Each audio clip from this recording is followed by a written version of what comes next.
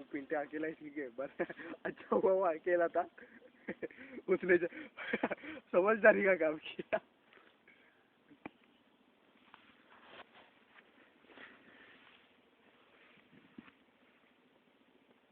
कैमरे का क्रिएटिव बराबर से दिखाई नहीं दे रहा है। कैमरामैन अमित माने एंड उनके असिस्टेंट भूषण। मरते मरते आने वाले टू व्हीलर चालक त्यांना सूचना आहे की त्यांनी व्यवस्थित रस्ता बघून व्यवस्थित जावे. हाताने धक्का देत घेऊन जावा.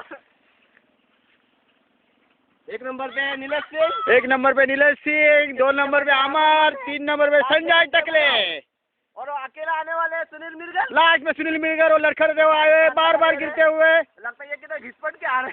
नेपाल लगता घिस के आया हुआ है. नेपाली घिसने के बारे में आपका क्या ख्याल है? हम लोग गिरेंगे यानी हम वो है जो खड़े खड़े गिरते हैं. घिसा हुआ है तुम लोग. ये देख अंदर गया है किचन सोप. पूरा रेस मारता तभी सब ऊपर आया. हम घिसाने वालों में से है. आपण मिलकरांचे मत घेऊया काय आहे ते. मिर्गर साहेब आपण किती वेळा पडलात? 3 वेळा पडलात तुम्ही. वा वा वा वा. तुम्ही सगळ्यात अग्रेसर काम केलेलं आहे.